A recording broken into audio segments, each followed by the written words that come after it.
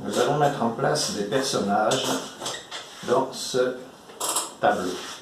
Nous avons deux maisons, nous voyons la façade frontale, nous sommes dans une perspective frontale, la ligne d'horizon est tracée à 1,60 m du sol par rapport aux portes qui font à peu près 2 mètres, donc nous pouvons placer un premier personnage devant la porte. Mais auparavant, on va déterminer le point de fuite central. Je suis ici par rapport à la vue de tout ça, donc mon axe de vision central est là. Voilà, ça c'est l'axe. Et donc ça, à l'intersection avec la ligne d'horizon, c'est mon point de fuite central et unique dans la perspective frontale. Donc les côtés des maisons fuient au point de fuite unique. Voilà. Donc si je veux mettre en place les façades latérales des maisons, par exemple, cette maison va se terminer ici, et ça, c'est la façade latérale de la maison. Cette maison-là, elle va être plus courte, elle va se terminer là, et ça, c'est la façade latérale de la maison de droite. Voilà. Maintenant, je vais mettre en place des personnages.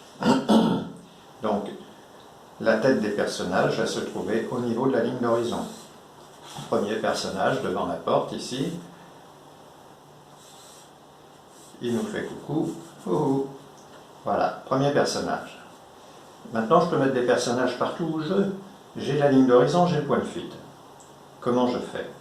Si je veux mettre un personnage qui se trouve très en avant des maisons, par exemple ici, eh bien, je vais tracer une fuyante depuis le point de fuite, et puis je vais l'arrêter là où je veux mettre les pieds du personnage. Voilà. Il a la tête là, de toute façon, hein, ça on le sait. Donc, il a les jambes ici, les pieds là, et les bras ici. Voilà, lui il n'est pas poli, il ne nous dit pas bonjour. Je vais en mettre un autre devant la porte là. Cette maison se trouve plus en avant que l'autre par rapport à la perspective. Donc le personnage, il va avoir la tête toujours là, et puis les jambes ici, les bras, et hop, lui il nous dit bonjour. Voilà. Un autre personnage, il a les pieds devant la porte. Je vais mettre un personnage plus éloigné, un personnage qui va se trouver quelque part par ici. Eh bien, toujours pareil, je vais tracer une fuyante, je détermine les pieds du personnage, sa tête, et voilà, j'ai un personnage qui est plus éloigné.